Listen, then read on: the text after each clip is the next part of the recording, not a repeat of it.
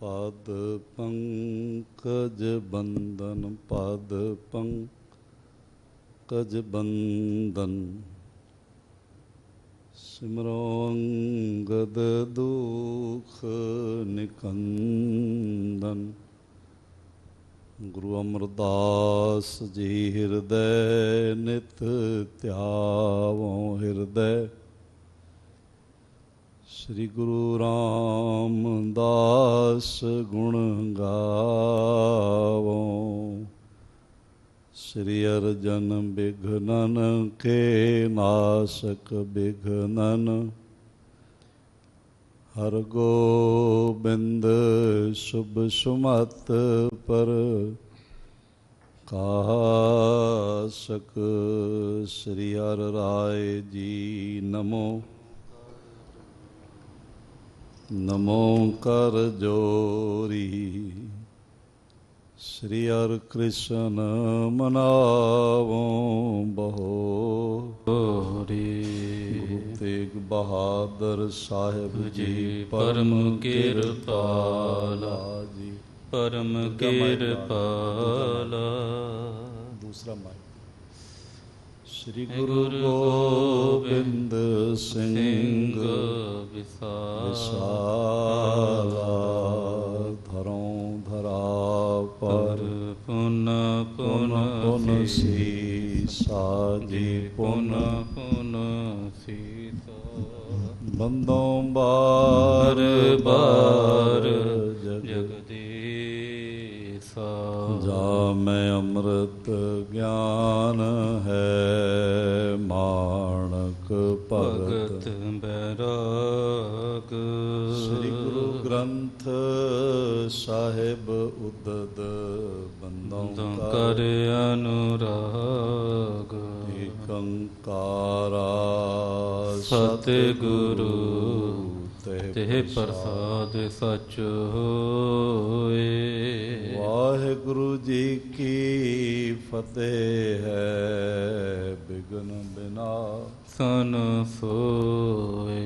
जय डिठे मन तीरिय किल विख वंजन तूरे। सो क्यों विसरै माओ मैं जो रहया पर पूरे। सो क्यों विसरै माओ मैं जो रहया भरपूरे। सतनाम श्री वाहिगुरु साहिब जी। वाह वाह। चलियो जी कर सिख बोह किस देस। वाह। कह सत संगत भाव विशेष। परम सन्मान आवर साहिब कमाल बारगाहे इनायत के मालक कलयुगी जीवों के उद्धार करता साहिब सहाबा जोत रूप हर आप। महिमा दे मालक तन तन गुरु पिता श्री गुरुदेव गुरु ग्रंथ साहिब जी दे महान बरकतमयी इनायतमयी अरदास वाला माइक लगा चरण कमलां च विराजमान गुरु प्यारी साध संगत। गुरुदेव जी दी महान इनायत दा सदका ਸਾਡੇ ਸਾਰਿਆਂ ਦੇ ਸਿਰ ਤੇ ਮਿਹਰਮਤਮਈ ਰੱਖੇ ਹੱਥ ਦਾ ਸਦਕਾ ਜੀਵਨ ਦਾ ਅੱਜ ਦਾ ਦਿਨ ਵੀ ਪ੍ਰਾਪਤ ਹੋਇਆ ਔਰ ਇਸ ਨਵੇਂ ਦਿਨ ਦੀ ਜੋ ਨਵੇਂ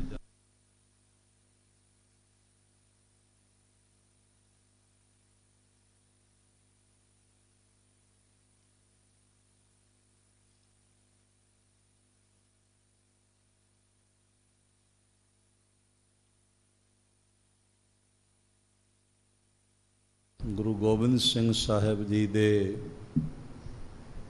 ਮੁਬਾਰਕ ਚਰਨ ਕਮਲਾਂ ਦੀ ਖਾਕ ਦੇ ਨਾਮ ਕਰਨਾ ਨਸੀਬ ਹੋਇਆ।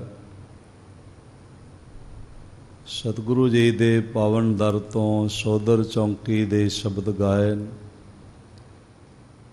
ਹਰ ਕੀਰਤ ਹਮਰੀ ਰਹਿ ਰਾਸ ਜੀ ਦੇ ਪਾਠ, ਆਰਤੀ ਆਰਤਾ ਜੀ ਕੇ ਗਾਇਨ, ਅਰਦਾਸਾਂ ਬੇਨਤੀਆਂ ਜੋਦੜੀਆਂ, ਫਿਰ ਮਹਾਰਾਜ ਦੇ ਹੁਕਮਨਾਮੇ। ਸੰਤਾਂ ਕੇ ਕਾਰਜ ਆਪ ਖਲੋਇਆ, ਹਰ ਕੰਮ ਕਰਾਵਣ ਆਇਆ ਰਾਮ। ਤਰਤ ਸੁਹਾਵੀ ਤਾਲ ਸੁਹਾਵਾ, ਵਿੱਚ ਅੰਮ੍ਰਿਤ ਜਲ ਸਾਇਆ ਰਾਮ। ਮਹਾਰਾਜ ਜੀ ਦੇ ਮੁਬਾਰਕ ਹੁਕਮਨਾਮੇ ਸਰਵਣ ਕੀਤੇ ਹਨ। ਕੁਝ ਸਮਾਂ ਹੋਰ ਸਤਿਗੁਰੂ ਪਾਤਸ਼ਾਹ ਜੀ ਦੀਆਂ ਜੀਵਨ ਕਥੜੀਆਂ, ਅੰਮ੍ਰਿਤ ਇਤਿਹਾਸਕ ਬੋਲ, ਜਿਹੜੇ ਬੋਲ ਸਾਡੇ ਜੀਵਨ ਨੂੰ ਅੰਮ੍ਰਿਤਮਈ ਬਣਾਉਂਦੇ ਨੇ। ਪਾਵਨ ਇਤਿਹਾਸ ਵਿਚਾਰ 'ਚੋਂ ਗੁਰੂ ਦੀਦਾਰ ਪ੍ਰਾਪਤ ਹੋਵੇ, ਇਸ ਲਈ ਜਿਤਨੇ ਮਾਤਾ ਭਰਾਤਾ ਹਾਜ਼ਰੀਨ ਸੰਸਾਰ ਭਰ ਵਿੱਚ ਬੈਠ ਕੇ ਹਾਜ਼ਰੀਆਂ ਭਰ ਰਹੇ ਹੋ, ਪੇਸ਼ਤਰ ਗੁਰੂ ਗੋਬਿੰਦ ਸਿੰਘ ਮਹਾਰਾਜ ਜੀ ਦੇ ਚਰਨ ਕਮਲਾਂ ਦਾ ਧਿਆਨ ਕਰਦਿਆਂ ਇਤਨਾ ਗਹਿਰਾਈ ਤੋਂ ਮਹਿਸੂਸ ਕਰੋ ਕਿ ਅਸੀਂ ਤਖ਼ਤ ਸ੍ਰੀ ਹਰਿਮੰਦਰ ਜੀ ਪਟਨਾ ਸਾਹਿਬ ਬੈਠੇ ਹਾਂ। ਗੁਰੂ ਗੋਬਿੰਦ ਸਿੰਘ ਮਹਾਰਾਜ ਜੀ ਦੇ ਚਰਨ ਪਕੜੇ ਹੋਏ ਹਨ ਔਰ ਸਾਹਿਬ ਜੀਆਂ ਨੇ ਮਿਹਰ ਭਰਿਆ ਹੱਥ ਸਾਡੇ ਸਿਰ 'ਤੇ ਰੱਖਿਆ ਹੋਇਆ। ਸਤਿਗੁਰੂ ਜੀ ਦੇ ਸ਼ਬਦ ਰੂਪੀ ਕਦਮਾਂ ਨੂੰ ਗਲਵੱਕੜੀ ਕਰਦਿਆਂ, ਚਰਨ ਚੁੰਮਦਿਆਂ ਹੋਇਆਂ ਗੁਰੂ ਕੀ ਮੁਬਾਰਕ ਫਤਿਹ ਦੁਆਰਾ ਸਾਂਝ ਬਣਾਈਏ। ਵਾਹਿਗੁਰੂ ਜੀ ਕਾ ਖਾਲਸਾ, ਵਾਹਿਗੁਰੂ ਜੀ ਕੀ ਫਤਿਹ। ਕੱਲ ਤੱਕ ਸਰਵਣ ਕਰਦਿਆਂ ਇਤਨਾ ਆਪ ਨੇ ਸਰਵਣ ਕੀਤਾ ਕਿ ਮਹਾਰਾਜ ਜੀ ਦੇ ਪਿਆਰੇ ਸਿੱਖ ਭਾਈ ਲੱਦਾ ਪਰਉਪਕਾਰੀ ਜੀ ਨੇ ਮਹਾਰਾਜ ਜੀ ਦੀ ਪ੍ਰੇਰਨਾ ਸਦਕਾ ਭਾਈ ਲੱਖੂ ਜੀ ਨੂੰ ਪ੍ਰਸੰਨ ਕੀਤਾ ਤੇ ਆਖਿਆ ਆਪਣਾ ਬਚਨ ਵਾਪਸ ਲੈ ਲਓ। ਭਾਈ ਲੱਖੂ ਕਹਿਣ ਲੱਗੇ ਜਿਹੜਾ ਬਚਨ ਹੋਣਾ ਸੀ ਉਹ ਹੋ ਗਿਆ ਹੈ, ਕਿਉਂਕਿ ਜੇ ਹੁਣ ਬਚਨ ਵਾਪਸ ਲਿਆ ਜਾਂਦਾ ਹੈ ਤਾਂ ਉਹ ਸਤਿਗੁਰੂ ਗੁਰੂ ਅਰਜਨ ਦੇਵ ਜੀ ਦੇ ਬਚਨ ਦਾ ਵੀ ਅਪਮਾਨ ਹੋਵੇਗਾ, ਜਿਨ੍ਹਾਂ ਨੇ ਫਰਮਾਇਆ ਸੀ ਬਈ ਰਹੇਗਾ ਕੱਚਾ ਮੁੱਲ ਮਿਲੇਗਾ ਪੱਕਾ, ਵਿਕੇਗਾ ਕੱਚਿਆਂ ਦੇ ਭਾਵ। ਉਸ ਬਚਨ ਦਾ ਵੀ ਅਪਮਾਨ ਹੋ ਜਾਂਦਾ। ਇਸ ਤਰ੍ਹਾਂ ਹੋਰ ਵੀ ਗੁਰਸਿੱਖ ਮਹਾਰਾਜ ਦੇ ਚਰਨ ਕਮਲਾਂ 'ਚ ਆਏ, ਹਾਜ਼ਰ ਹੋਏ। ਉਹਨਾਂ ਨੇ ਆਪਣੇ ਸਵਾਲ ਮਹਾਰਾਜ ਜੀ 'ਤੇ ਕੀਤੇ। ਅੱਜ ਕੁਝ ਹੋਰ ਸਿੱਖ ਆਏ ਹਨ ਮਹਾਰਾਜ ਕੋਲ, ਜਿਨ੍ਹਾਂ ਨੇ ਆ ਕੇ ਬੇਨਤੀਆਂ ਕੀਤੀਆਂ। ਗੱਲ ਚੱਲ ਪਈ ਕਿ ਕਿਹੜੇ ਦੇਸ਼ ਵਿੱਚ ਸਭ ਤੋਂ ਜ਼ਿਆਦਾ ਸਿੱਖ ਹੈਗੇ ਨੇ, ਸਭ ਤੋਂ ਜ਼ਿਆਦਾ ਪਿਆਰ ਵਾਲੇ ਨੇ। ਉਹਨਾਂ ਦਿਨਾਂ ਵਿੱਚ ਇਲਾਕਿਆਂ ਤੋਂ ਸੰਗਤ ਆਉਂਦੀ ਸੀ, ਜਿਸੇ ਕਾਬਲ ਦੀ ਸੰਗਤ ਮਸ਼ਹੂਰ ਸੰਗਤ ਸੀ।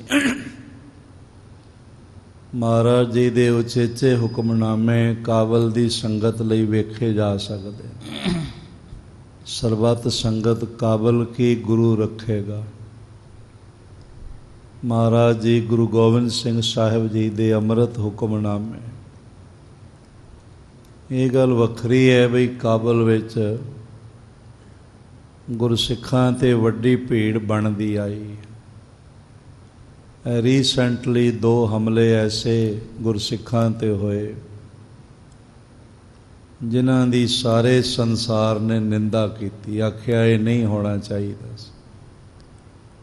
ਧਰਮਾਂਧ ਲੋਕਾਂ ਨੇ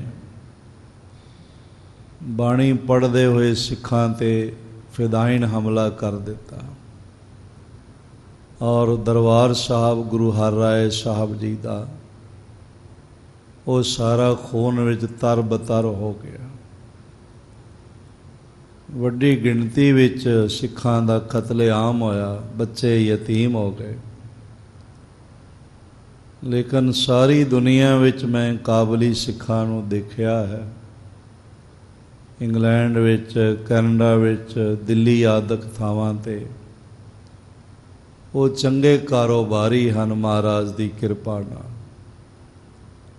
ਕਿਉਂਕਿ ਨਿਤਨੇਮੀ ਨੇ ਗੁਰੂ ਦੇ ਬਚਨਾਂ ਨੂੰ ਅੱਜ ਵੀ ਉਹਨਾਂ ਨੇ ਸਿਰ ਮਸਤਕ 'ਤੇ ਰੱਖਿਆ ਹੋਇਆ। ਭਾਵੇਂ ਭੋਜਨ ਦਾ ਨਾਗਾ ਪੈ ਜਾਏ ਪਰ ਨਿਤਨੇਮ ਦਾ ਨਾਗਾ ਨਹੀਂ ਪੈਣ ਦਿੰਦੇ। ਬੜੀ ਸਨਮਾਨਯੋਗ ਸਿੱਖੀ ਸੀ। ਪੇਸ਼ਾਵਰ ਦੀ ਸੰਗਤ ਹੈ, ਕਾਬਲ ਦੀ ਸੰਗਤ ਹੈ, ਬਨਾਰਸ ਦੀ ਸੰਗਤ ਦੇ ਨਾਮ ਵੀ ਮਹਾਰਾਜ ਦੇ ਹੁਕਮਨਾਮੇ ਨੇ, ਆਪ ਜਾ ਕੇ ਦੇਖ ਸਕਦੇ। ਇਸੇ ਤਰ੍ਹਾਂ ਪ੍ਰਯਾਗਰਾਜ ਜਾਓ, ਮਹਾਰਾਜ ਦੇ ਹੁਕਮਨਾਮੇ ਨੇ, ਪਟਨਾ ਸਾਹਿਬ ਲਈ ਨੇ, ਸਰਬਤ ਸੰਗਤ ਪਟਨੇ ਕੀ, ਜਿਨ ਸਿੱਖ ਵਾਹਿਗੁਰੂ ਕੀਆ ਹੈ ਤਿਸਕੇ ਮਨੋਰਥ ਪੂਰੇ ਹੋਵੇ। ਪੂਰਬ ਦੀ ਸੰਗਤ ਦੇ ਨਾਮ ਹੁਕਮਨਾਮੇ, ਵੱਖ-ਵੱਖ ਇਲਾਕਿਆਂ ਤੋਂ, ਵੱਖ-ਵੱਖ ਦੇਸ਼ਾਂ ਤੋਂ ਸੰਗਤਾਂ ਮਹਾਰਾਜ ਦੇ ਹਾਜ਼ਰ ਹੁੰਦੀਆਂ ਸੀ। ਅਤੇ ਇਸ ਤਰ੍ਹਾਂ ਜ਼ਿਕਰ ਚੱਲ ਪਿਆ ਵੀ ਕਿਹੜੇ ਦੇਸ਼ ਵਿੱਚ, ਕਿਹੜੇ ਇਲਾਕੇ ਵਿੱਚ ਸਿੱਖੀ ਜ਼ਿਆਦਾ ਪ੍ਰਫੁੱਲਤ ਹੈ, ਜ਼ਿਆਦਾ ਭਰੋਸੇ ਵਿੱਚ ਹੈ। ਧਰਮਸ਼ਾਲਾ ਬਣੀਆਂ ਹੋਈਆਂ, ਸਿੱਖੀ ਦਾ ਪ੍ਰਚਾਰ ਪ੍ਰਸਾਰ ਹੈ। ਹੁਣ ਤਾਂ ਸਾਧ ਸੰਗਤ ਆਧੁਨਿਕ ਯੁੱਗ ਹੈ, ਆਪ ਹਜ਼ਾਰਾਂ ਮੀਲਾਂ ਦੀ ਦੂਰੀ 'ਤੇ ਬੈਠ ਕੇ ਵੀ ਤਖ਼ਤ ਸ੍ਰੀ ਹਰਿਮੰਦਰ ਜੀ ਪਟਨਾ ਸਾਹਿਬ ਦੇ ਪ੍ਰਤੱਖ ਦੀਦਾਰ ਕਰ ਰਹੇ ਹੋ, ਪ੍ਰੇਮ ਪ੍ਰਗਟ ਕਰ ਰਹੇ ਹੋ। ਉਹਨਾਂ ਦਿਨਾਂ ਵਿੱਚ ਇਲੈਕਟ੍ਰੋਨਿਕ ਪ੍ਰਿੰਟ ਮੀਡੀਆ ਨਹੀਂ ਹੈਗਾ ਸੀ। ਇੱਕ ਥਾਂ ਤੋਂ ਦੂਜੇ ਥਾਂ ਖਬਰ ਇੱਕ ਦੂਜੇ ਦੇ ਜਾ ਕੇ ਹੀ ਪਹੁੰਚਦੀ ਸੀ, ਲੰਬਾ ਸਮਾਂ ਲੱਗ ਜਾਂਦਾ ਸੀ। ਔਰ ਇਸ ਢੰਗ ਨਾਲ ਇਲਾਕਿਆਂ ਵਿੱਚ ਗੁਰੂ ਦੀ ਸਿੱਖੀ ਦੀ ਬਰਕਤ ਪਹੁੰਚੀ। ਜਦ ਮਹਾਰਾਜ ਗੁਰੂ ਨਾਨਕ ਦੇਵ ਰਾਜਗੀਰ ਪਧਾਰੇ ਨੇ, ਪਟਨਾ ਸਾਹਿਬ ਪਧਾਰੇ ਨੇ, ਤਾਂ ਇੱਥੋਂ ਦੇ ਚੁਣਿੰਦਾ ਚੋਟੀ ਦੇ ਅਮੀਰ ਸਿੱਖ ਮਹਾਰਾਜ ਦੇ ਬਣ ਗਏ ਸਨ। ਲੱਖਾਂ ਲੋਕ ਮਹਾਰਾਜ ਜੀ ਦਾ ਚਰਨਾਮ੍ਰਿਤ ਪ੍ਰਾਪਤ ਕਰਕੇ ਅਤੇ ਸਤਿਗੁਰੂ ਜੀ ਦੀ ਸਿੱਖੀ ਨੂੰ ਧਾਰਨ ਕਰ ਚੁੱਕੇ ਸਨ। ਇਸ ਤਰ੍ਹਾਂ ਚਰਚਾ ਚੱਲਦਾ ਸੀ ਵੀ ਇਹ ਫਲਾਣੇ ਇਲਾਕੇ ਦੀ ਸੰਗਤ ਹੈ, ਫਲਾਣੇ ਸ਼ਹਿਰ ਦੀ ਸੰਗਤ ਹੈ, ਕੋਈ ਛੋਟੀ ਸੰਗਤ, ਕੋਈ ਬੜੀ ਸੰਗਤ, ਇਸ ਤਰ੍ਹਾਂ ਨਾਮ ਆਉਂਦੇ ਸਨ। ਤੋ ਇਸ ਤਰ੍ਹਾਂ ਅੱਜ ਮਹਾਰਾਜ ਗੁਰੂ ਅਰਜਨ ਦੇਵ ਜੀ ਦੇ ਚਰਨ ਕਮਲਾਂ 'ਚ ਬੈਠਿਆਂ ਇਹਦੇ ਅੰਦਰ ਵੀ ਸਿੱਖੀ ਦੀ ਪ੍ਰਫੁੱਲਤਾ ਦੇਖਣ ਦਾ ਚਾਅ ਹੈਗਾ, ਇਸ ਲਈ ਗੱਲ ਕਰ, ਹੋਰ ਕੋਈ ਕਾਰਨ ਨਹੀਂ ਹੈ। ਜਿਉਂ-ਜਿਉਂ ਸਿੱਖੀ ਵੱਧਦੀ ਹੈ ਤਿਉਂ-ਤਿਉਂ ਸਿੱਖਾਂ ਦੇ ਮਨ ਵਿੱਚ ਚਾਅ ਉਤਸ਼ਾਹ ਵੱਧਦਾ ਹੈ, ਪ੍ਰੇਮ ਵੱਧਦਾ ਹੈ। ਤਿਨਾਂ ਦੇਖ ਮਨ ਚਾਉ ਉਠੰਦਾ ਦੀ ਅਵਸਥਾ ਬਣਦੀ। ਇਸ ਲਈ ਇਹ ਸਵਾਲ ਕਰਦੇ ਨੇ,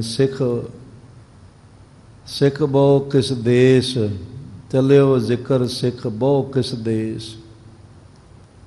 ਇਹ ਜ਼ਿਕਰ ਚੱਲ ਪਿਆ, ਕਹਿ ਸਤ ਸੰਗਤ ਭਾਵ ਵਿਸ਼ੇਸ਼।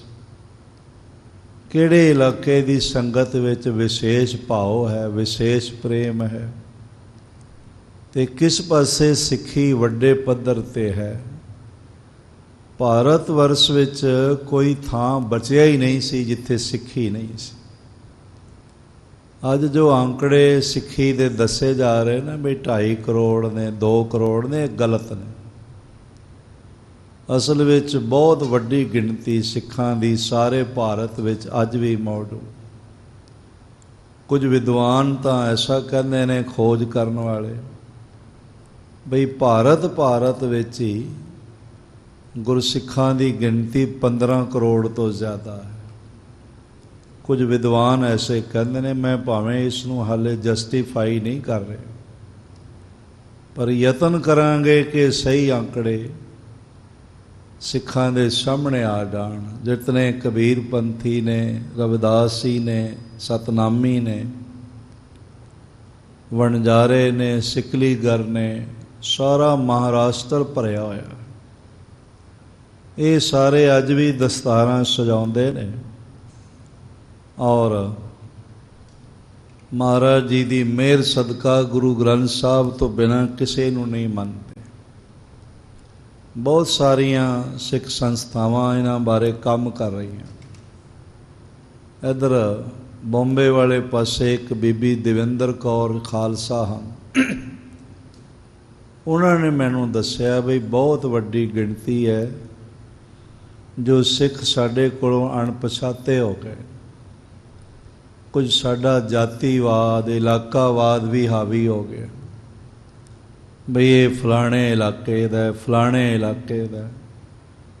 ਜਿਉਂ-ਜਿਉਂ ਅਸੀਂ ਨਿਤਨੇਮ ਨਾਲੋਂ ਟੁੱਟਦੇ ਗਏ, ਤਿਉਂ-ਤਿਉਂ ਅਸੀਂ ਸਿੱਖੀ ਦੇ ਗੜ੍ਹ ਨਾਲੋਂ ਵੱਖ-ਵੱਖ ਜਗ੍ਹਾ ਜੋ ਹਨ ਟੁੱਟਦੇ ਗਏ।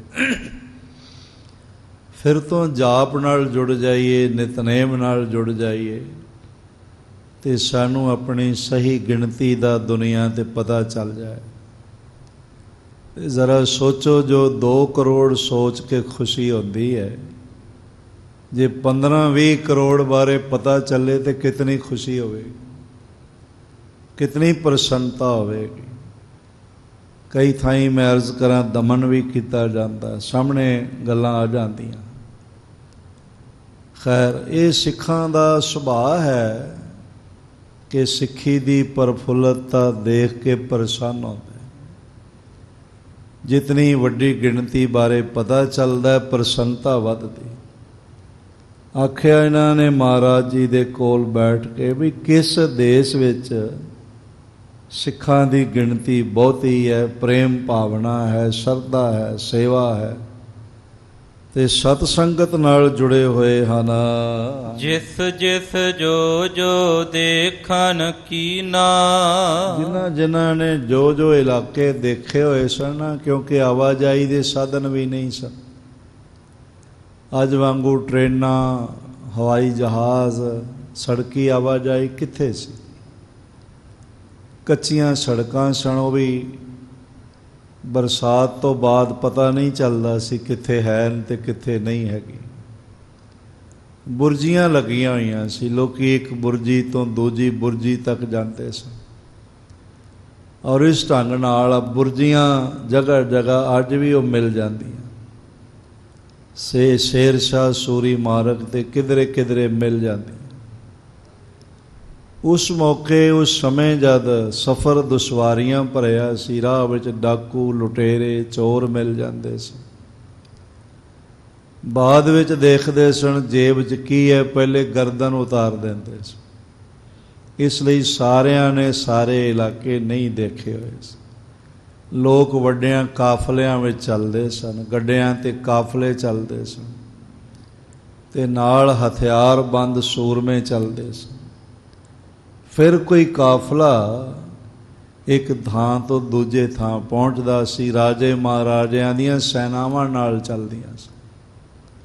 ਇਸ ਢੰਗ ਨਾਲ ਸਫ਼ਰ ਹੁੰਦੇ ਸਨ ਤੇ ਆਮ ਮਨੁੱਖ ਸਫ਼ਰ ਤੋਂ ਪਰਹੇਜ਼ ਹੀ ਕਰਦੇ ਸਨ। ਇੱਕ ਦਰਿਆ ਪਾਰ ਨਹੀਂ ਕਰਦੇ ਸਨ, ਆਪਣੇ ਇਲਾਕੇ 'ਚ ਹੀ ਰਿਸ਼ਤੇ ਕਰ ਦੇਣ। ਇਸ ਢੰਗ ਨਾਲ, ਕਿਉਂਕਿ ਦਰਿਆਵਾਂ 'ਤੇ ਵੀ ਪੁਲ ਵਗੈਰਾ ਨਹੀਂ ਸਨ, ਦਰਿਆ ਭਰ ਜਾਂਦੇ ਸਨ, ਬੇੜੀਆਂ ਰੁਕ ਜਾਂਦੀਆਂ ਸਨ, ਪੱਤਣ ਰੁਕ ਜਾਂਦੇ ਸਨ। ਇਸ ਲਈ ਬਹੁਤ ਵੱਡੀ ਇਲਾਕਿਆਂ ਦੀ ਜਾਣਕਾਰੀ ਨਹੀਂ ਰੱਖਦੇ ਸਨ। ਪਰ ਜਿਨ੍ਹਾਂ ਨੇ ਜੋ ਜੋ ਦੇਖਿਆ ਸੀ ਉਸ ਢੰਗ ਨਾਲ ਦੱਸਣ ਲੱਗੇ ਹਨ। ਕਰਿਓ ਸੁਨਾਵਨ ਜਸ ਜਸ ਚੀਨਾ, ਜਿਸ ਜਿਸ ਤਰ੍ਹਾਂ ਦੇ ਨਾਲ ਦੇਖਣ ਕੀਨਾ ਤੇ ਜਿਸ ਜਿਸ ਤਰ੍ਹਾਂ ਸਮਝ ਆਈ, ਉਸ ਤਰ੍ਹਾਂ ਉਹਨਾਂ ਨੇ ਸੁਣਾਇਆ ਵੀ ਫਲਾਣੇ ਇਲਾਕੇ ਦੀ ਸਿੱਖੀ, ਫਲਾਣੇ ਇਲਾਕੇ ਦੀ ਸਿੱਖੀ। ਅਸਾਮ ਤੱਕ ਰਾਜਾ ਰਤਨ ਰਾਏ ਜੇ ਮਹਾਰਾਜ ਜੀ ਦਾ ਸਿੱਖ ਸੀ ਤਾਂ ਮੈਂ ਅਰਜ਼ ਕਰਾਂ, ਫਿਰ ਇਹਦਾ ਮਤਲਬ ਹੈ ਰਾਜੇ ਦੀ ਨਕਲ ਪਰਜਾ ਵੀ ਕਰਦੀ। ਇਹਦਾ ਮਤਲਬ ਸਾਰਾ ਆਸਾਮ ਮਹਾਰਾਜ ਦਾ ਸਿੱਖ ਹੈਗਾ ਸੀ। ਜੇ ਸਾਰਾ ਨਹੀਂ ਤਾਂ 90% 80% ਤਾਂ ਮੰਨ ਹੀ ਸਕਦੇ, ਕਿਉਂਕਿ ਯਥਾ ਰੇਣ ਯਥਾ ਰਾਜਾ ਤਥਾ ਪ੍ਰਜਾ, ਪ੍ਰਜਾ ਰਾਜੇ ਦਾ ਅਨੁਸਰਣ ਕਰਦੀ ਹੈ। ਇਹ ਹਮੇਸ਼ਾ ਤੋਂ ਮਨੁੱਖੀ ਸੁਭਾਅ ਰਿਹਾ ਹੈ।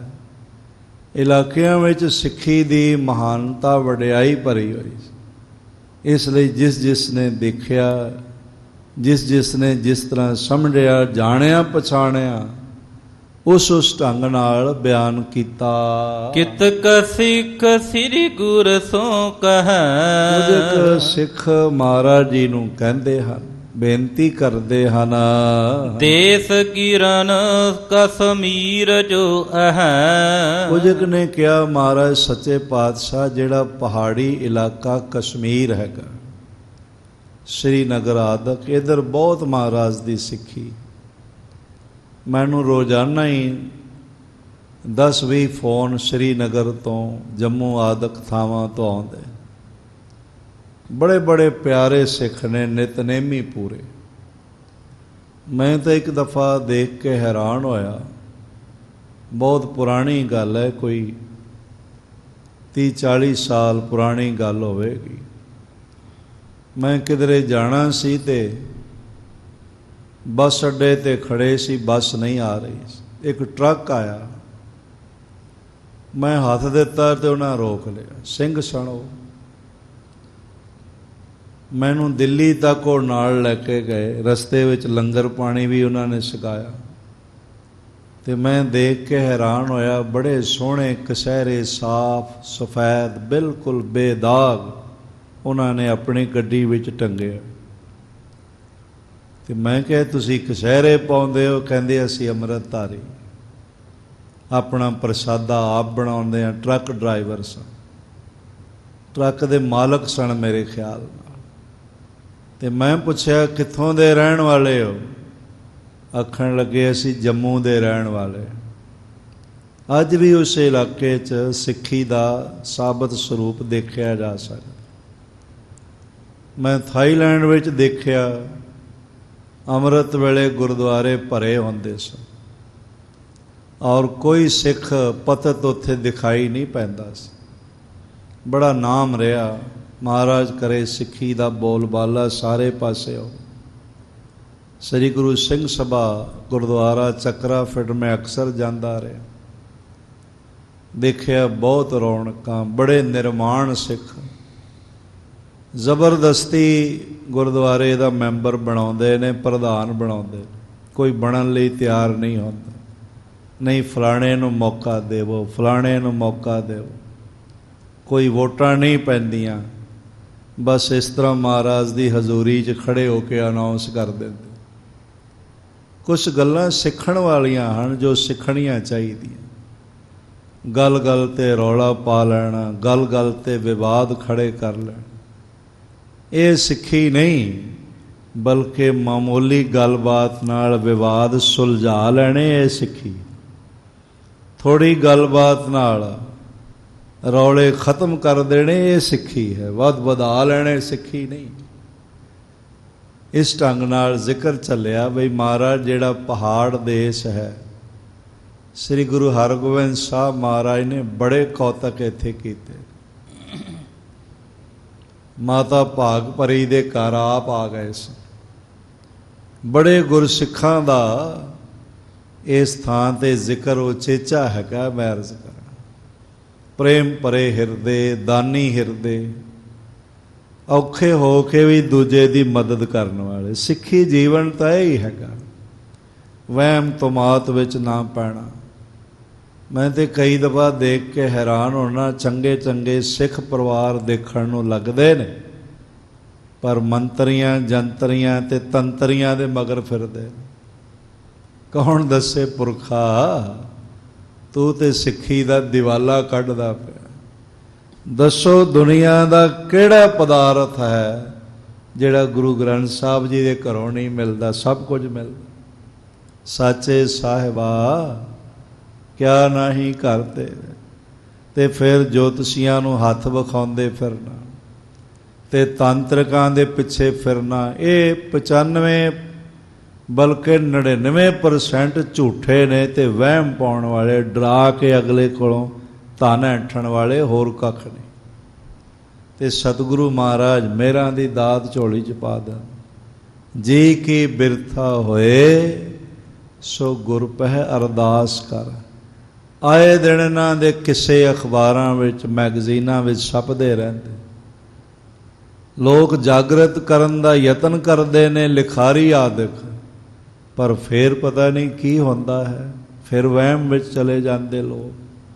ਖੈਰ ਮੁਕਤਸਰ ਮੈਂ ਅਰਜ਼ ਕਰਾਂ, ਜ਼ਿਕਰ ਇਹ ਹੋਇਆ ਕਿ ਜਿਹੜਾ ਪਹਾੜੀ ਇਲਾਕਾ ਕਸ਼ਮੀਰ ਹੈ, ਤਰਕਤ ਪੰਡਤ ਤਹਾਂ ਮਹਾਨੀ, ਉੱਥੇ ਕੁਝ ਪੰਡਤ ਲੋਕ ਜਿਹੜੇ ਆਪਣੇ ਆਪ ਨੂੰ ਬਹੁਤ ਗਿਆਨੀ ਸਮਝਦੇ, ਬਹੁਤ ਵਿਦਵਾਨ ਸਮਝਦੇ ਨੇ, ਉਹ ਸਿੱਖੀ ਦਾ ਵਿਰੋਧ ਕਰਦੇ।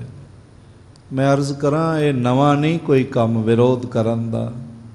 ਇਹ ਗੁਰੂ ਨਾਨਕ ਦੇਵ ਜੀ ਨੇ ਜਿਸ ਦਿਨ ਜਨੇਊ ਤੋਂ ਨਾਂਹ ਕੀਤੀ ਸੀ, ਉਸੇ ਦਿਨ ਹੀ ਸ਼ੁਰੂ ਹੋ ਗਿਆ, ਵਿਰੋਧ ਚੱਲਦਾ ਰਿਹਾ। ਇਸੇ ਤਰ੍ਹਾਂ ਹਮਾਯੂ ਗੁਰੂ ਅੰਗਦ ਦੇਵ ਮਹਾਰਾਜ ਜੀ ਤੇ ਖੰਡੇ ਦਾ ਵਾਰ ਕਰਨ ਲੱਗਾ ਸੀ। ਸਾਹਿਬ ਨੇ ਕਿਹਾ, ਮਰਦੇ ਮੈਦਾਨ ਹੁੰਦੇ, ਸ਼ੇਰ ਸ਼ਾਹ ਸੂਰੀ ਦੇ ਸਾਹਮਣੇ ਤੇਰਾ ਖੰਡਾ ਚੱਲਿਆ ਨਹੀਂ ਤੇ ਫਕੀਰਾਂ ਤੇ ਚਲਾਉਂਦਾ ਪਿਆ। ਫਿਰ ਜਦ ਦਿੱਲੀ ਪਹੁੰਚਿਆ, ਪਬਲਿਕ ਲਾਇਬ੍ਰੇਰੀ ਜਿੱਥੇ ਪੁਰਾਣੀ ਦਿੱਲੀ ਦੇ ਸਾਹਮਣੇ ਜਿਹੜਾ ਸਥਾਨ ਹੈਗਾ ਗੁਰਦੁਆਰਾ ਸੀਸਗੰਜ ਸਾਹਿਬ ਦੇ ਕੋਲ, ਉੱਥੇ ਪੌੜੀਆਂ ਚੜ੍ਹਦਿਆਂ ਡਿੱਗ ਕੇ ਇਹਦੀ ਮੌਤ ਹੋ ਗਈ। ਫਕੀਰਾਂ ਤੇ ਸ਼ਸਤਰ ਚੁੱਕਦੇ ਨੇ, ਵੈਰ ਕਰੇ ਨਿਰਵੈਰ ਨਾਲ ਧਰਮ ਨਿਆਏ ਪੁਚੰਦੇ। ਇਹ ਸੁਭ ਮਹਾਰਾਜ ਜੀ ਦਾ ਬਚਨ ਹੈਗਾ, ਜਿਹੜਾ ਨਿਰਵੈਰ ਨਾਲ ਵੈਰ ਕਰਦਾ ਹੈ, ਪਰਮਾਤਮਾ ਦੀ ਨਿਰਵੈਰ ਸੱਤਾ ਉਸ ਨੂੰ ਖਤਮ ਕਰ ਦਿੰਦੀ, ਉਹ ਬਚਦਾ ਨਹੀਂ, ਰਹਿੰਦਾ ਨਹੀਂ। ਇਸ ਲਈ ਮਹਾਰਾਜ ਨੇ ਸਾਨੂੰ ਸਿਧਾਂਤ ਦਿੱਤਾ, ਨਿਰਭਉ ਨਿਰਵੈਰ। ਇਸ ਤਰ੍ਹਾਂ ਜੀਵਨ ਰੱਖਣਾ ਔਰ ਨਾਮ ਨਾਲ ਜੁੜਨਾ, ਬਾਣੀ ਨਾਲ ਜੁੜਨਾ ਤੇ ਸਤਿਗੁਰੂ ਜੀ ਦੀ ਸਿੱਖੀ ਨੂੰ ਪ੍ਰਫੁੱਲਤ ਹੋਣ ਦੇ ਯਤਨ ਕਰਨੇ ਤੇ ਪ੍ਰਫੁੱਲਤ ਹੁੰਦੀ ਦੇਖ ਕੇ ਪ੍ਰਸੰਨ ਹੋ।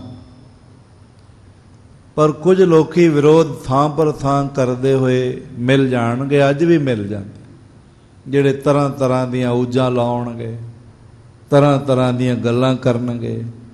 ਅਸਲ ਵਿੱਚ ਸਿੱਖੀ ਦਾ ਉਹਨਾਂ ਦੇ ਅੰਦਰ ਵੈਰ ਹੁੰਦਾ। ਕਈ ਤਾਂ ਸਿੱਖੀ ਭੇਸ ਵਿੱਚ ਵੀ ਮਿਲ ਜਾਂਦੇ ਨੇ, ਬਥੇਰੇ ਮਿਲ ਜਾਣਗੇ, ਕਮੀ ਨਹੀਂ ਹੈਗੀ। ਮੈਂ ਅਰਜ਼ ਕਰਾਂ, ਇਸ ਤਰ੍ਹਾਂ ਕਹਿਣ ਲੱਗੇ ਮਹਾਰਾਜ, ਕੁਝ ਉੱਥੇ ਕਰਮ ਕਾਂਡੀ ਲੋਕ ਨੇ ਜੋ ਸਿੱਖੀ ਦਾ ਵਿਰੋਧ ਕਰਦੇ ਹਨ। ਪੜਨ ਦੇ ਤੁਨਹਿ ਸਤਿਗੁਰ ਬਾਣੀ, ਉਹ ਸਿੱਖਾਂ ਨੂੰ ਗੁਰੂ ਦੀ ਬਾਣੀ ਪੜ੍ਹਨ ਤੋਂ ਰੋਕਦੇ।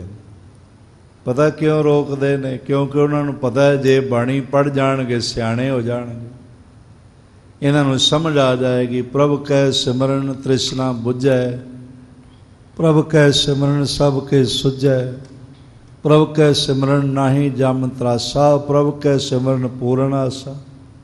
ਇਹਨਾਂ ਨੂੰ ਸਮਝ ਆ ਜਾਏਗੀ ਤੇ ਫਿਰ ਸਾਡਾ ਗੁਲਾਮੀ ਦਾ ਜੂੜਾ ਇਹਨਾਂ ਦੀ ਗਰਦਨ ਤੋਂ ਲਹਿ ਜਾਵੇਗਾ। ਇਸ ਲਈ ਵਿਰੋਧ ਕਰਦੇ ਹਨ। ਜਿਵੇਂ ਚੋਰ ਜਿਹੜਾ ਹੈ ਉਹ ਉਜਾਲੇ ਦਾ ਵਿਰੋਧ ਕਰਦਾ, ਉਹ ਕਹਿੰਦਾ ਹਨੇਰਾ ਹੋਵੇ ਤੇ ਮੇਰਾ ਕੰਮ ਚੱਲੇ। ਸ਼ਿਕਾਰੀ ਪਸ਼ੂ, ਸ਼ਿਕਾਰੀ ਕੀੜੇ ਮਕੌੜੇ ਪ੍ਰਕਾਸ਼ ਦਾ ਵਿਰੋਧ ਕਰਦੇ, ਰਾਤ ਦੀ ਮੰਗ ਕਰਦੇ। ਇਸ ਤਰ੍ਹਾਂ ਜਿਹੜੇ ਚਲਾਕ ਨੇ, ਜਿਹੜੇ ਆਪਣੇ ਕਰਮ ਕਾਂਡ ਵਿੱਚ ਦੂਜਿਆਂ ਨੂੰ ਫਸਾ ਕੇ, ਵਹਿਮ 'ਚ ਫਸਾ ਕੇ ਆਪਣਾ ਮਕਸਦ ਹੱਲ ਕਰਦੇ ਨੇ, ਉਹ ਵਿਰੋਧ ਕਰਦੇ ਨੇ। ਸਾਰੇ ਬ੍ਰਾਹਮਣ ਨਹੀਂ ਕਰਦੇ। ਹੁਣ ਬ੍ਰਾਹਮਣਾਂ ਨੂੰ ਦੇਖੀਏ ਤੇ ਸੂਰਦਾਸ ਜੀ ਕੌਣ ਹੈਗੇ ਨੇ? ਬ੍ਰਾਹਮਣ ਨੇ, ਗੁਰੂ ਗ੍ਰੰਥ ਸਾਹਿਬ ਜੀ 'ਚ ਬੈਠੇ। ਰਾਮਾਨੰਦ, ਪਰਮਾਨੰਦ, ਇਹ ਸਭ ਕੌਣ ਹੈਗੇ? ਬ੍ਰਾਹਮਣ ਹੈਗੇ ਨੇ। ਗੁਰੂ ਗ੍ਰੰਥ ਸਾਹਿਬ ਮਹਾਰਾਜ ਵਿੱਚ ਬੈਠੇ ਭਾਈ ਮਤੀ ਦਾਸ ਜੀ ਆਦਿਕ, ਬੜੀਆਂ ਵੱਡੀਆਂ ਕੁਰਬਾਨੀਆਂ ਨੇ ਸਿੱਖੀ ਲਈ ਬ੍ਰਾਹਮਣਾਂ ਦੀ।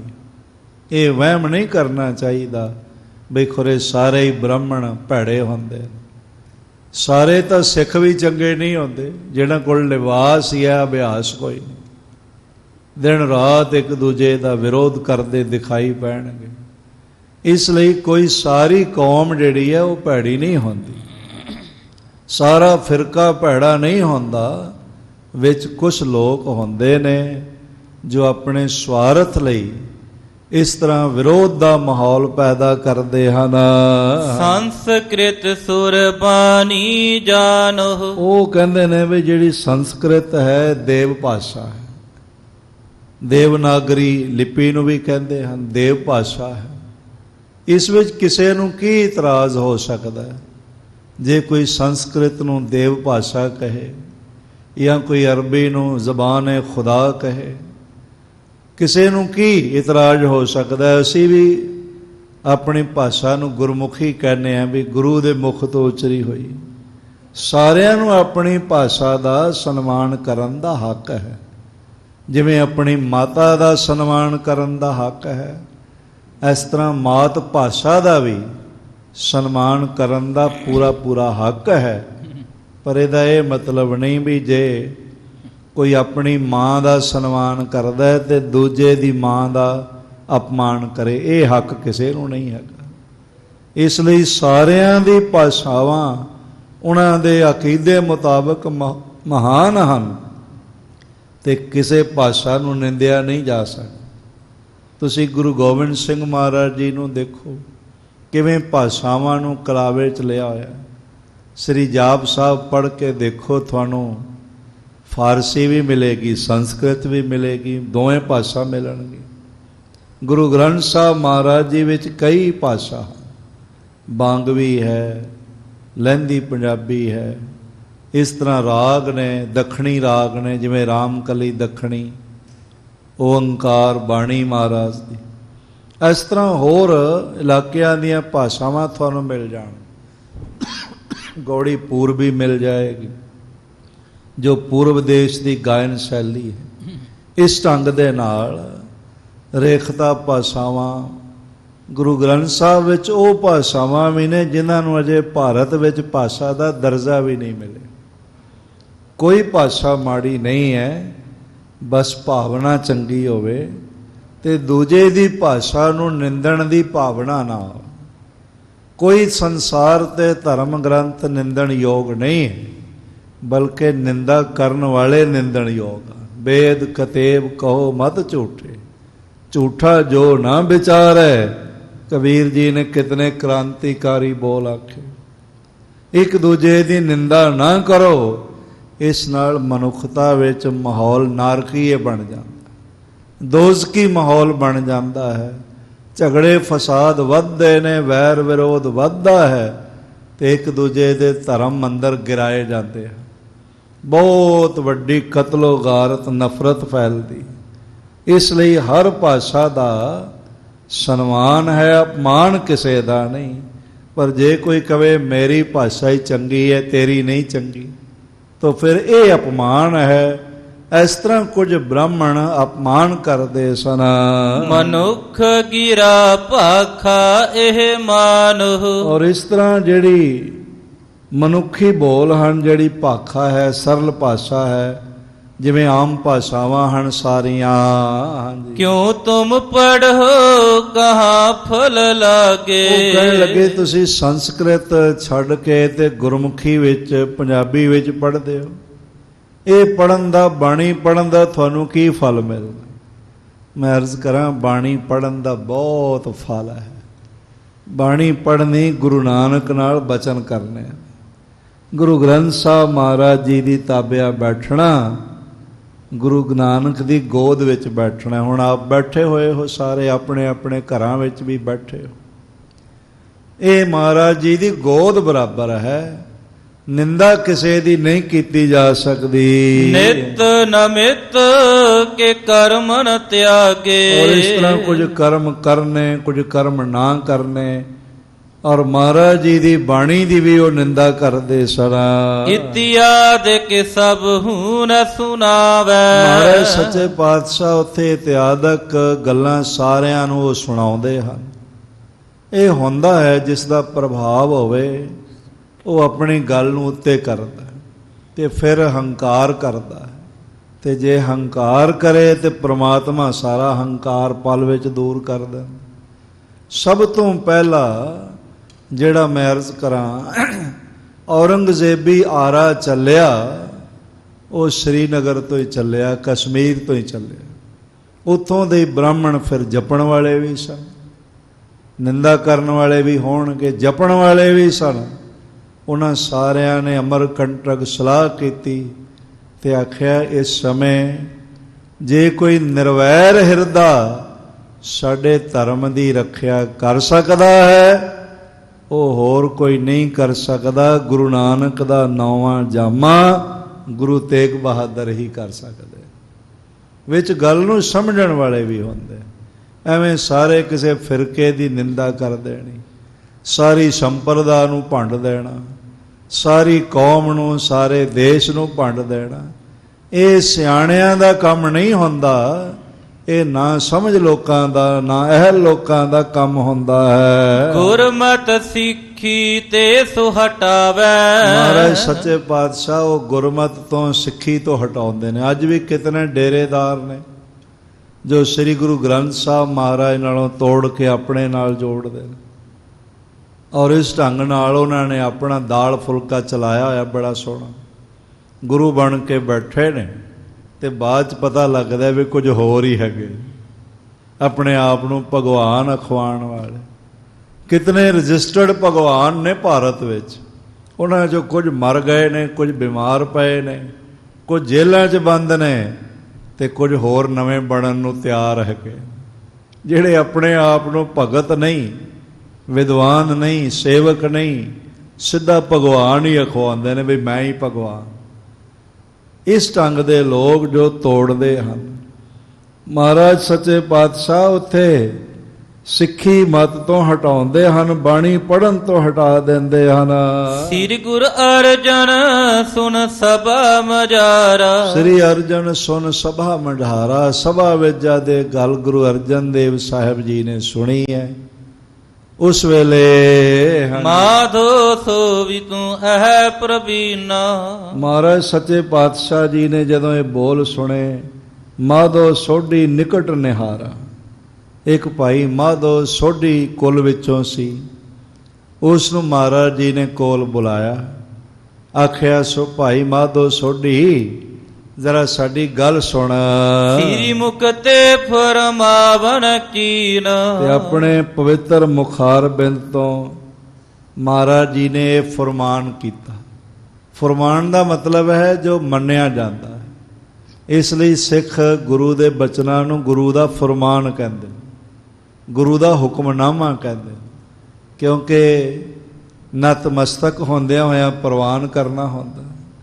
ਸਾਡੇ ਵਿੱਚ ਵੀ ਬੜੇ ਮਤ ਚੱਲ ਪਏ ਨੇ ਵੱਖ-ਵੱਖ, ਜਿਹੜੇ ਸਿੱਧੇ ਸਿੱਧੇ ਗੁਰੂ ਗ੍ਰੰਥ ਸਾਹਿਬ ਮਹਾਰਾਜ ਦੀ ਗੱਲ ਮੰਨਦੇ ਹੀ ਨਹੀਂ, ਆਪਣੇ ਆਪ ਨੂੰ ਅੱਗੇ ਕਰਦੇ। ਕੁਝ ਲੰਬਾ ਸਮਾਂ 18ਵੀਂ ਸਦੀ ਸਾਡੀ ਰਹੀ ਵੀ ਇਸ ਤਰ੍ਹਾਂ। ਅਸੀਂ ਜੰਗਲਾਂ ਵਿੱਚ ਰਹੇ, ਘੋੜਿਆਂ ਦੀਆਂ ਕਾਠੀਆਂ 'ਤੇ ਰਹੇ, ਅਸੀਂ ਇਤਿਹਾਸ ਬਣਾਇਆ ਬਹੁਤ, ਪਰ ਸੰਭਾਲ ਨਾ ਸਕੇ। ਹਾਲਾਤ ਜਿਹੜੇ ਸਨ ਉਹ ਇਹੋ ਜਿਹੇ ਬਣੇ ਰਹੇ। ਉਸ ਵੇਲੇ ਮਹੰਤਵਾਦ ਨੂੰ, ਸਾਰੇ ਮਹੰਤ ਨਹੀਂ, ਮੈਂ ਫਿਰ ਅਰਜ਼ ਕਰਾਂ, ਉਹਦੇ 'ਚ ਭਾਈ ਕਨ੍ਹਈਆ ਜੀ ਦੀ ਸੰਪਰਦਾਇ ਦੇ ਮਹਾਂਪੁਰਖਾਂ ਨੂੰ ਵੀ ਮਹੰਤ ਆਖਿਆ ਜਾਂਦਾ। ਮਹੰਤ ਦਾ ਮਤਲਬ ਵੱਡਾ ਪ੍ਰਮੁੱਖ, ਮਹਾਨ।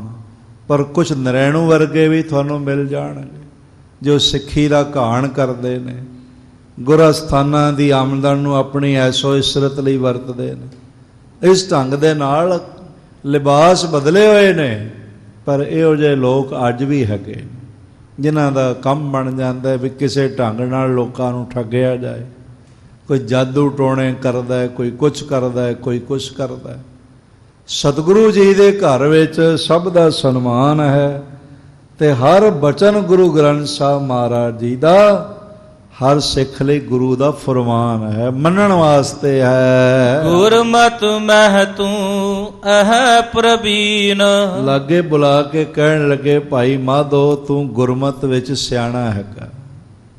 ਸਿਆਣੇ ਗੁਰਸਿੱਖ ਤੁਹਾਨੂੰ ਮਿਲ ਜਾਣਗੇ, ਜਿਹੜੇ ਵੱਡੇ ਵੱਡੇ ਮਸਲਿਆਂ ਨੂੰ ਪਲਾਂ ਵਿੱਚ ਸੁਲਝਾ ਲੈਂਦੇ, ਤੇ ਤੁਹਾਨੂੰ ਇਹੋ ਜਿਹੇ ਮੂਰਖ ਵੀ ਬੰਦੇ ਮਿਲ ਜਾਣਗੇ ਜਿਹੜੇ ਛੋਟੀਆਂ ਛੋਟੀਆਂ ਗੱਲਾਂ ਨੂੰ ਹੀ ਉਲਝਾ ਲੈਂਦੇ ਨੇ, ਤੇ ਫਿਰ ਉਹਦੇ ਵਿੱਚ ਉਲਝੇ ਰਹਿੰਦੇ। ਬਹਿਸ ਮਵਾਸੇ 'ਚ ਪੈ ਜਾਂਦੇ ਨੇ। ਫਲਸਫੀ ਕੋ ਬਹਿਸ ਮੇਂ ਖੁਦਾ ਮਿਲਤਾ ਨਹੀਂ, ਡੋਰ ਕੋ ਸੁਲਝਾ ਰਹਾ ਹੈ ਔਰ ਸਿਰਾ ਮਿਲਤਾ ਨਹੀਂ। ਬੜੇ ਖੁਆਰ ਲੋਕ ਹੁੰਦੇ ਹਨ, ਪਰ ਆਪਣੇ ਆਪ ਨੂੰ ਸਮਝਦੇ ਨੇ ਮੈਂ ਬੜਾ ਵਿਦਵਾਨ, ਮੇਰੇ ਵਰਗਾ ਸਿਆਣਾ ਕੋਈ ਨਹੀਂ। ਸਭ ਤੋਂ ਵੱਡੀ ਮੂਰਖਤਾ ਹੀ ਇਹ ਹੈ ਕਿ ਆਪਣੇ ਆਪ ਨੂੰ ਸਭ ਤੋਂ ਸਿਆਣਾ ਸਮਝਣ ਲੱਗ ਪੈਣਾ। ਇਸ ਤੋਂ ਵੱਡੀ ਮੂਰਖਤਾ ਹੋਰ ਕੋਈ ਨਹੀਂ ਹੋਏ। ਪਰ ਜਿਹਨੂੰ ਮਹਾਰਾਜ ਖੁਦ ਕਹਿਣ ਬਈ ਤੂੰ ਸਿਆਣਾ ਹੈ, ਕਿੰਨਾ ਕੁ ਸਿਆਣਾ ਹੋਵੇਗਾ। ਮਹਾਰਾਜ ਕਹਿਣ ਲੱਗੇ ਭਾਈ ਮਾਧੋ ਤੂੰ ਗੁਰਮਤ ਵਿੱਚ ਪ੍ਰਵੀਣ ਹੈਗਾ ਹੈ, ਸਿਆਣਾ ਹੈਗਾ, ਗਹਿਰੀ ਸਮਝ ਰੱਖਦਾ ਹੈ, ਪੂਰੀ ਸਮਝ ਹੈ ਤੈਨੂੰ। ਅਬ ਹਮ ਤੋਹੇ ਬਚਨ ਕੇ ਮਾਹੀ। ਤੇ ਨਾਲੇ ਮਹਾਰਾਜ ਗੁਰੂ ਅਰਜਨ ਦੇਵ ਕਹਿਣ ਲੱਗੇ ਕਿ ਤਾਂ ਤੂੰ ਗੁਰਮਤ ਵਿੱਚ ਸਿਆਣਾ ਹੈ, ਦਲੀਲ ਦੇ ਲੈਂਦਾ, ਗੱਲ ਦਲੀਲ ਨਾਲ ਲੌਜਿਕਤਾ ਨਾਲ ਸਮਝਾ ਲੈਂਦਾ ਹੈ। ਤੇ ਦੂਸਰਾ ਭਾਈ ਮਾਧੋ ਅਸੀਂ ਤੇਰੇ ਬਚਨਾਂ ਵਿੱਚ ਸ਼ਕਤੀ ਪਾ ਦਿੰਦੇ। ਇੱਕ ਵਾਰੀ ਆਖੋ ਧੰਨ ਗੁਰੂ ਅਰਜਨ ਦੇਵ ਜੀ ਮਹਾਰਾਜ। ਜਦੋਂ ਕੋਈ ਗ੍ਰੰਥੀ ਸਾਹਿਬ ਅਰਦਾਸ ਕਰਦੇ ਨੇ, ਮੈਂ ਪਟਨਾ ਸਾਹਿਬ ਹੀ ਦੇਖਿਆ, ਅੱਜ ਹੀ ਮੈਨੂੰ ਇੱਕ ਇੰਗਲੈਂਡ ਤੋਂ ਫੋਨ ਆਇਆ ਕਿਸੇ ਸੱਜਣ ਦਾ, ਕੋਈ 10 ਦਿਨ ਪਹਿਲਾਂ ਉਹਨਾਂ ਨੇ ਫੋਨ ਕੀਤਾ ਸੀ ਅਰਦਾਸ ਕਰੋ। ਅਰਦਾਸ ਮਹਾਰਾਜ ਦੇ ਚਰਨਾਂ 'ਚ ਹੋਈ ਤੇ ਮੈਨੂੰ ਕਹਿਣ ਲੱਗੇ ਵੀ 14 ਦਿਨ ਬਹੁਤ ਭਿਆਨਕ ਬਿਮਾਰੀ ਦੇ ਲੰਘੇ ਨੇ, ਪਰ ਜਿਸ ਦਿਨ ਤੋਂ ਪਟਨਾ ਸਾਹਿਬ ਗੁਰੂ ਗੋਬਿੰਦ ਸਿੰਘ ਮਹਾਰਾਜ ਦੇ ਚਰਨਾਂ 'ਚ ਅਰਦਾਸ ਹੋਈ ਹੈ, ਉਸੇ ਦਿਨ ਤੋਂ ਹੀ ਫਰਕ ਪੈ ਗਿਆ ਤੇ ਹੁਣ ਪੂਰਾ ਪਰਿਵਾਰ ਹੀ ਠੀਕ ਹੋ ਗਿਆ। ਇਹ ਮਹਾਰਾਜ ਸੱਚੇ ਪਾਤਸ਼ਾਹ ਮੌਜੂਦ ਨੇ, ਕਿਤੇ ਗਏ ਹੋਏ ਨਹੀਂ। ਸਿਰਫ ਭਾਵਨਾ ਦੀ ਗੱਲ ਹੈ। ਜੇ ਭਾਵਨਾ ਨਹੀਂ ਸੀ ਤਾਂ ਉਸ ਵੇਲੇ ਵੀ ਮਹਾਰਾਜ ਤੇ ਹਮਲੇ ਕਰਨ ਵਾਲੇ ਮੌਜੂਦ ਸਨ। ਮਹਾਕਵੀ ਤੁਲਸੀ ਜੀ ਨੇ 2 ਬੋਲ ਆਖੇ ਨੇ ਗੋਸਵਾਮੀ ਜੀ ਨੇ। ਉਹ ਕਹਿੰਦੇ ਨੇ ਜਾ ਕੀ ਰਹੀ ਭਾਵਨਾ ਜੈਸੀ, ਹਰੀ ਮੂਰਤ ਦੇਖੀ ਤਿਨ ਤੈਸੀ। ਇਹ ਤੇ ਭਾਵਨਾ ਦੀ ਗੱਲ ਹੈ। ਗੁਰੂ ਸਿੱਖਾਂ ਦੇ ਅੰਦਰ ਇਹ ਭਾਵਨਾ ਹੈ ਕਿ ਗੁਰੂ ਸਿੱਖ ਦੇ ਬਚਨਾਂ ਵਿੱਚ ਸ਼ਕਤੀ ਪਾ ਦੇ। ਔਰ ਮਹਾਰਾਜ ਨੇ ਖੁਦ ਕਿਹਾ ਭਾਈ ਮਾਧੋ ਅਸੀਂ ਤੇਰੇ ਬਚਨਾਂ ਵਿੱਚ ਬਲ ਪਾ ਦਿੰਦੇ ਹਾਂ। ਪਾਈ ਸਕਤ ਮਿਟਹਿ ਕਬ ਨਾਹੀ। ਤੇਰੇ ਬਚਨਾਂ ਵਿੱਚ ਸ਼ਕਤੀ ਪਾ ਦਿੰਦੇ ਆ, ਬਲ ਪਾ ਦਿੰਦੇ ਆ। ਜੋ ਤੂੰ ਬਚਨ ਆਖੇਗਾ ਮਿਟੇਗਾ ਨਹੀਂ, ਸਤ ਹੋਵੇ। ਸਾਧ ਬਚਨ ਆ ਟਲਦਾ ਟਲਦਾ ਨਹੀਂ, ਜੋ ਤੂੰ ਆਖੇਗਾ ਪੂਰਾ ਹੋ ਜਾਇਆ ਕਰੇਗਾ। ਪਰਬਤ ਬਿਖੈ ਦੇਸ ਕਸ਼ਮੀਰ। ਜਿਹੜਾ ਪਹਾੜੀ ਰਾਜ ਕਸ਼ਮੀਰ ਹੈ, ਸਿੱਖੀ ਜਾਏ ਦ੍ਰਿੜਾਵ ਹੋ ਧੀਰ। ਉੱਤੇ ਤੁਸੀਂ ਧੀਰਜ ਨਾਲ, ਧੀਰਜ ਦੇਣ ਵਾਲੀ, ਧੀਰਜ ਦਾ ਮਹਾਸਾਗਰ ਸਿੱਖੀ ਦ੍ਰਿੜ ਕਰਾਓ। ਇਹ ਬੋਲ ਸਾਹਿਬ ਜੀਆਂ ਨੇ ਆਖੇ ਹਨ। ਗੁਰਮਤਿ ਕੋ ਕੀਜਹਿ ਵਿਸਤਾਰ। ਗੁਰੂ ਦੀ ਮਤ ਦਾ ਭਾਵ ਮਨੁੱਖਤਾ ਦਾ, ਨਿਰਮਾਣਤਾ ਦਾ, ਸਾਂਝੀਵਾਲਤਾ ਦਾ, ਸਰਬੱਤ ਦੇ ਭਲੇ ਦਾ ਜਿਹੜਾ ਗੁਰਮਤ ਦਾ ਮਾਰਗ ਹੈ ਉਸ ਦਾ ਵਿਸਥਾਰ ਕਰੋ। ਸਿਮਰੈ ਸਤਿਨਾਮ ਸੁਖ ਸਾਰ। ਤੇ ਸਾਰਿਆਂ ਨੂੰ ਵਾਹਿਗੁਰੂ ਮੰਤਰ ਦਾ ਜਾਪ ਕਰਨ ਦਾ ਪ੍ਰੇਰਣਾ ਕਰੋ। ਜਾ ਕੇ ਉਹਨਾਂ ਨੂੰ ਬਲ ਦੇਵੋ, ਉਹ ਵਾਹਿਗੁਰੂ ਮੰਤਰ ਨਾਲ ਜੁੜਨ, ਬਾਣੀ ਨਾਲ ਜੁੜਨ। ਗੁਰੂ ਨਾਨਕ ਦੀਆਂ ਮਹਾਨ ਜੋ ਪ੍ਰਕਾਸ਼ ਪੁੰਜ ਸਿੱਖਿਆਵਾਂ ਹਨ ਉਹਨਾਂ ਨਾਲ ਜੁੜ ਕੇ ਤੇ ਆਪਣਾ ਜੀਵਨ ਸਫਲ ਕਰਨ, ਆਪਣੇ ਜੀਵਨ ਨੂੰ ਬਰਕਤਾਂ ਨਾਲ ਭਰਨ, ਖੁਸ਼ੀਆਂ ਖੇੜੇ ਨਸੀਬ ਹੋਵਣ, ਮਨੁੱਖਤਾ ਦਾ ਬੋਲ ਬਾਲਾ ਹੋਵੇ ਤੇ ਸਰਬੱਤ ਦੇ ਭਲੇ ਦੇ ਪੰਚਮ ਲਹਿਰਾ ਜਾਣ। ਇਹ ਜਦ ਸਤਿਗੁਰੂ ਇਹ ਚਾਹੁੰਦੇ ਨੇ। ਇੱਕ ਗੱਲ ਹੁੰਦੀ ਸਾਧ ਸੰਗਤ, ਤੁਸੀਂ ਕਿਸੇ ਨੂੰ ਕੋਈ ਕੰਮ ਕਹਿ ਦਿੱਤਾ ਪਰ ਤੁਸੀਂ ਉਹ ਕੰਮ ਚਾਹੁੰਦੇ ਨਹੀਂ ਹੈਗੇ। ਵਾਸਤਵਿਕ ਕਹਿ ਦਿੱਤਾ ਪਰ ਚਾਹੁੰਦੇ ਨਹੀਂ, ਤੇ ਫਿਰ ਜੇ ਨਹੀਂ ਚਾਹੁੰਦੇ ਫਿਰ ਅਗਲੇ ਦੀ ਮਦਦ ਤੁਸੀਂ ਕਿਉਂ ਕਰੋਗੇ? ਉੱਪਰੋਂ ਉੱਪਰੋਂ ਕਰ ਛੱਡੋਗੇ। ਸਿੱਖੀ ਦਾ ਵਿਸਥਾਰ ਹੋਵੇ, ਮਨੁੱਖਤਾ ਦਾ ਭਲਾ ਹੋਵੇ, ਸੰਸਾਰ ਤੇ ਨਾਮ ਦਾ ਪਰਚਮ ਬੁਲੰਦ ਹੋਵੇ, ਇਹ ਸਤਿਗੁਰੂ ਚਾਹੁੰਦੇ ਨੇ। ਤੇ ਜਦੋਂ ਕੋਈ ਇਹ ਕੰਮ ਕਰਨ ਵਿੱਚ ਅੱਗੇ ਆਉਂਦਾ ਹੈ ਤੇ ਸਤਿਗੁਰੂ ਚਾਹੁੰਦੇ ਹੋਣ ਕਰਕੇ ਉਹਦੀ ਮਦਦ ਕਰਨ ਲੱਗ ਪੈਂਦੇ ਨੇ, ਆਪਣੀ ਕਲਾ ਵਰਤਾ ਦਿੰਦੇ ਨੇ।